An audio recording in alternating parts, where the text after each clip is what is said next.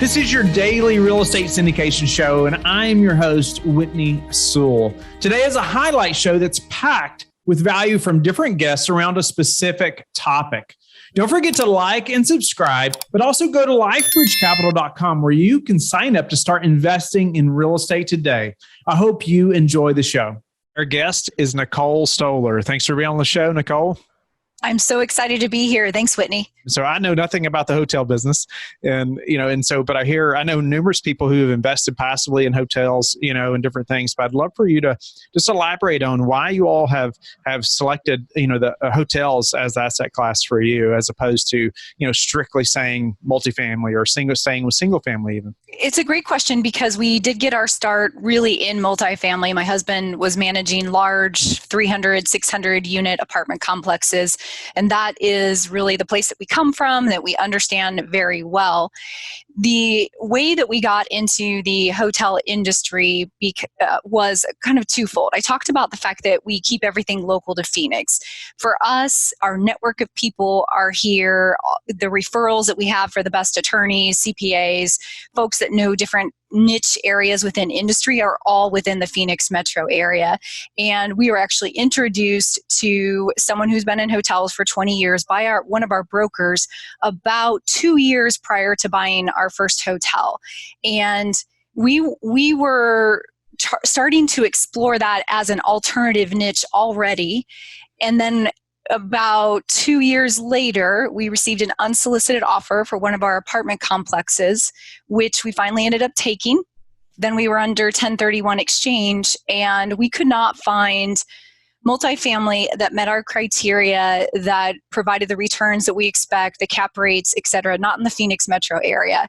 And that is when we pivoted into hotels. And I think part of the reason that we had the confidence to do that is we did have basically a hotel mentor, someone that was able to find off-market property, someone who's able to say, hey, here's the value, and really teach my husband as we went along, and then bring the resources and recommendations, again, in market for us to be confident and successful with that hotel. Nice. I think you really hit the nail on the head there. I mean, you had a mentor, you had somebody that had been there, done that, that gave you confidence, right? I mean, it gave you the confidence to understand this type of asset class or business and going into that. So, can you, what are some things we should be thinking about, as opposed to say, most of us are probably thinking multifamily. I know a lot of listeners are in retail and in mobile home parks as well. But as far as, going from multifamily to hotels, what are some of the things we should be thinking about, even when underwriting or just a different asset class? Hotels not my specialty at all. So, could you elaborate on that? Yes. To start with, the same thing that holds true in any real estate niche location becomes still your number one priority. It's interesting because when you're buying a hotel, and I'm talking about hotels that are what's called a flag hotel, franchised hotels, limited service, catering to business travelers, that's really the space that we're in.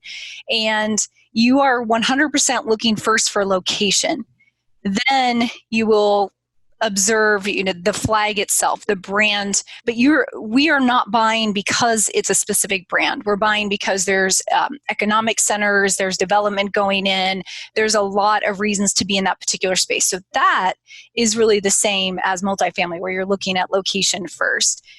Some of the things that are different is that hotels, depending on your market, have seasonality.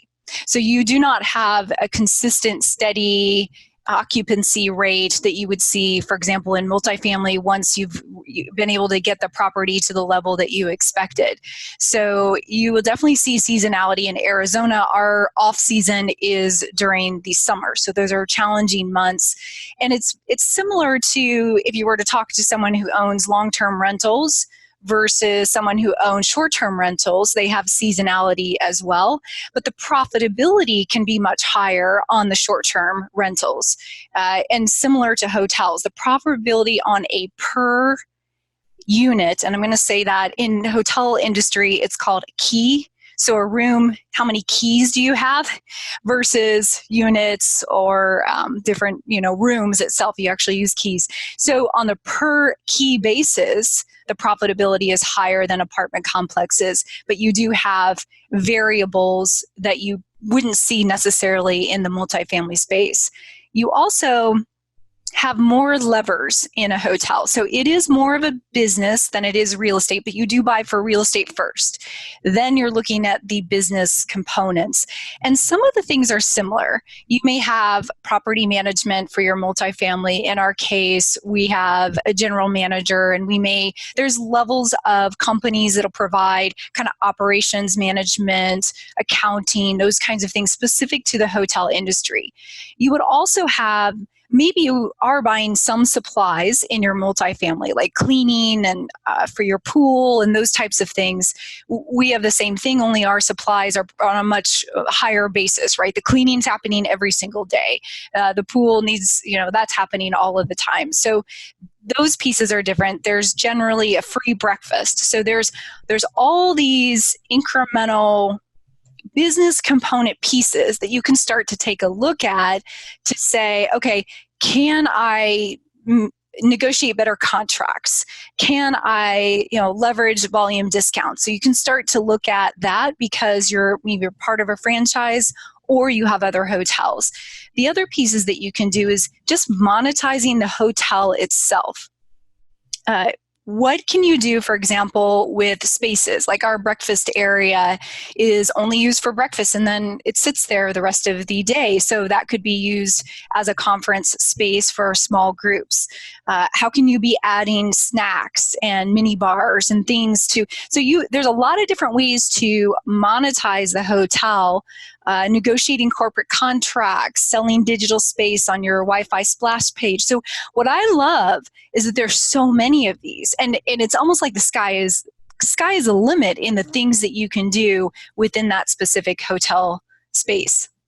Wow. So yeah, it's neat though. You were talking about how you're thinking more business wise. Real estate's still a business, but I don't know, it seems very different, but you have so many other levers there, like you talked about, that I haven't thought of before. Just like that space that, you see everybody having breakfast there in the morning, but then the rest of the day it's just empty. Exactly. Right? What else could you use that for? And just all these little things, even selling the digital space, you talked about that. That's very interesting, and all these different things. And so you're really you're getting very creative, right? I mean, you are exhausting all these avenues to increase the income, obviously the value. And so as far as this, this seasonality, and it's something you think about it, but think about how much it affects that asset class. And so, location is going to affect the seasonality as well. Right. I mean, depending on where at in the country and hot, cold, all those things. And, you said in the summer times, your slow season, where a lot of times, if you were in Florida, that's probably the busy time. Right. Or no, that may be the opposite as well. Or let's say up north, or in, in a colder climate, the summer is probably going to be a busier time, or depending on what their attractions are. But what are some other things that we should be thinking about if I'm looking at, moving into the hotel space, or, how am I going to find that hotel? How are you all finding hotels that you're looking at acquiring, and what does that process look like? We're finding hotels because of our network of people and being local to the Phoenix area. And I emphasize that a lot. My husband and I are active in Rotary. I'm regularly reading the Phoenix Business Journal.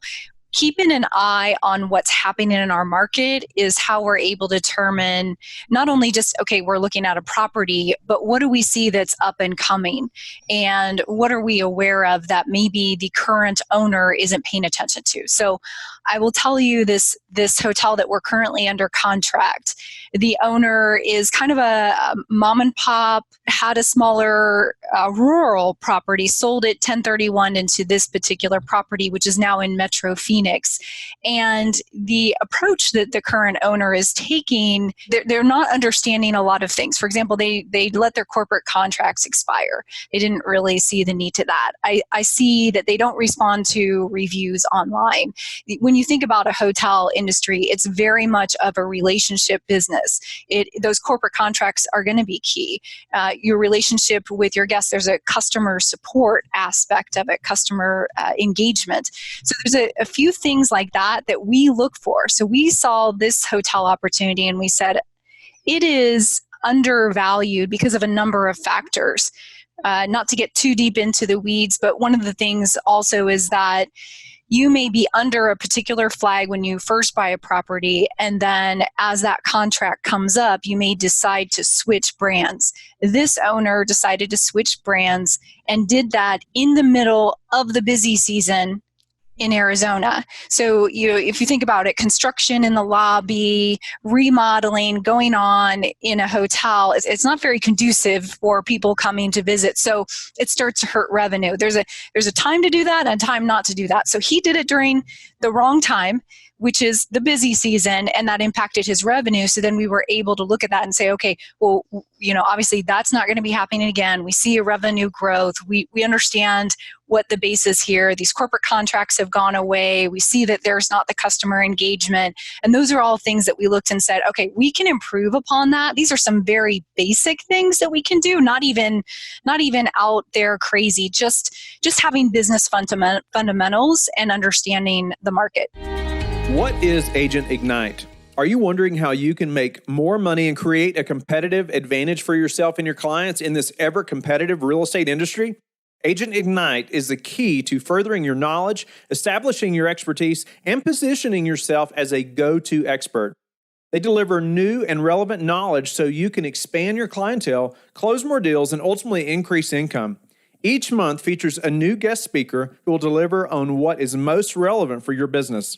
As a member of DMAR's Market Trends Committee, an avid champion for building wealth through real estate, and a self-proclaimed data geek, Nicole will share market trends and commentary that will add value to you and your clients. Staying up to date on industry statistics, coupled with niche topics delivered by industry experts, will help you motivate your buyers and sellers and make you more money. Sign up for the next Agent Ignite session at theruthteam.com/events. Our guest is Mike Ealy. Thanks for being on the show, Mike. Hey, thanks for having me, Whitney. Thanks for sharing your platform with me, man. I love to talk and listen. Let's do it, brother. So, Mike, let's jump into the $1.8 billion worth of hotels that you have in your portfolio right now. I'd love to dive into that asset class a little bit. And because I know you see, you talked about in your bio, just how people are surviving in that right now in hotels, just the downturn, how it's been affected, what you all have done, what you see now. But I think you're on the buying side right now, right? That's right. And you're jumping back in. And so, into hotels, even though there's probably a lot of people running, maybe that, it's a lot of times that's a good time to buy, right? That's right. So let's dive into that a little bit and in just your hotel portfolio, maybe what's happened and how you're managing that. Yeah, I think Warren Buffett, he says, when people are fearful, that's when you should be greedy, right? and so people are being fearful, which is understandable. I mean, I'm more calculated risk here. So first of all, I believe the hotel market will come back. It's come back through the Great Depression. It came back in a Great Recession, and it will come back through this COVID. Because look, it wasn't that the economy was doing bad. It strictly was COVID. So what's the solution? Get a cure to COVID. I know I'm saying it like it's so simple, but actually, in these last 2 days, they already announced that Pfizer has a vaccine that's 90% effective. 90%. Yeah, that was one thing. I don't know if you know. I'm going to veer off for a second. I didn't know if you knew, but as long as a vaccine, when they go to the FDA, as long as it proves 50% effective, they pass it. That's scary. Well, yeah. I was like, whoa, wait a minute. You mean, so half the time I'm taking these pills, it may not work? Yeah, that's why I'm not going to be the first guy to take the shot, okay? All right. I encourage other people to, but not me. All right, back on the hotels. Yeah, there you go. So with COVID, but we kind of knew the timeline because actually I had a lot of people that work in research and development, and they knew that a vaccine would come out. And so with that vaccine, that was the solution, but it would be a time lag, meaning even though we have this vaccine, it'll be mass production. the market is not just going to come right back. It's not going to be like 2019.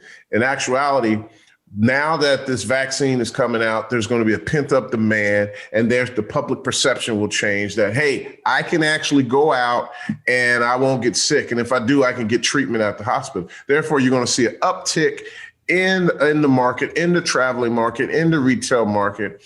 And therefore, people will be at some hotels will move from that 29, 30% occupancy to 40 to 50%, which is the break even point. With that in mind, they then can hold on for the long run because the market will come back in 2022. Occupancy will be back. 23 ADR will be back, which is your average daily rate. Your some in apartments that call it the monthly rent. We call it in hotels your daily rate. And so when that comes back, the market will be back. Now, parts of the market won't be there, like the business traveler, because it's Zoom, right? And people not traveling, but it's going to take about 3 years to get back there. And when you do, now you're buying these deals for pennies on the dollar. And now instead of making a 2X multiple, you're making a 5X, 7X, 8X on your deals. So that's why we're going after hotels. Long story. And remember, FDA is 50% effective and 90% sometimes. Okay. Appreciate you bringing that to light. It's something to think about, especially, how a vaccine could affect the real estate market, and specifically right. hotels. It's really neat to think about that. I love the quote from Warren Buffett as well. We've seen it so many cycles and people still get fearful and jump out. And there's a few that jump in and make it big, right? Right. So what is your thoughts on, somebody getting into the hotel space right now? Let's maybe we talk about that as a passive investor first. They're thinking about, okay, is it time to invest with somebody like Mike, in hotels? What are some things, they're looking at other operators. What should they be considering as a passive investor, or questions they should be asking that operator that's looking to buy hotels right now? Well, so as an operator, if you're looking to invest and you need an operator, you want to look at an operator that made it through the last Great Recession, number one, okay, because that's everything. Then number two, you want an operator or owner, sponsor, right, developer that understands restructuring the debt, because that's one of the key things. Now, even though we're going in assuming the debt, unless you're paying cash, you got to restructure that debt, because understand most of these hotels that we're buying, and we're buying branded Hilton, Marriott, IHG, and for those who don't know, that's like Holiday Inn. When you're buying these hotels in that 8 to 10 million, your cost a month to operate is in that 80 to 115,000 a month. Okay, that's including taxes, insurance. So a big portion of that, almost 30 to 50,000 of that is going to be mortgage payment, taxes, and insurance. So your first thing to control the burn is to restructure that debt, whether you get a forbearance, whether you go interest only, whether you go and dispute the taxes, and then you bring enough money in to cover the burn. And because that burn could last 6 months, it could last till March. It could last all the way into July. It can last all the way until 2021, 22. So those are some of the key things. And just knowing that they have experience, because, unless you're in an area that is what we call transient in demand. Transient meaning like over there in Mount Rushmore or down in Florida where people are still traveling. Look, some of those guys may still hit their numbers for the year, but where there's hotels where there's dependent on business traveler, those are the ones that are struggling. Those are the ones that are hitting in that 20 to 30%, while other hotels are averaging 39, 43%. So those are some of the key things you want. And so when you invest, at least in the hotel, know that you won't make any money that first year, unless, again, you're in these areas where the hotels are already performing over 50%. Then you probably will make some money. But if you hold in for the long haul and you budget it, I can't guarantee you, but I'm pretty sure that you're going to do extremely well once the market comes back, because people are going to travel. And there's a lot of people that want to get out. What about that investor that invested, let's say a year ago in some hotels that aren't doing so well right now? Should they be trying to hold out? What should that operator be doing right now? I know you mentioned this a little bit, but I was trying to think on the passive investor side. They've already invested. Maybe they don't feel so good about that investment now. It's all on the plan they had. So with ours, we use a perfect example. With ours, we manage properly. Now, luckily for me, if you remember, I said back in 2000, 9/11, right? I didn't budget for reserves or escrows. I didn't save for that rainy day. Well, guess who saved for those rainy days this time? So we had plenty of reserves. We were fortunate enough to get the economic disaster loan and the PPP, which got us through all of that. And we still have reserves left. And then I'm hoping, but if not, we'll be fine. But if we get another round of that PPP, man, we'll do extremely well. And so if your sponsor, your developer, your operator has a plan and has healthy reserves, hey, I think you can hang in there if there's some upside. But if you bought at the top of the market, you bought retail, it could be a long haul and you may want to get out of there. Thank you for being a loyal listener of the show. Please subscribe and share it with your friends. We want to help you become the passive investor you've always wanted to become, but also the operator you've always wanted to become. We want to be the number one resource for your real estate investing journey. But go to lifebridgecapital.com where you can start investing in real estate today.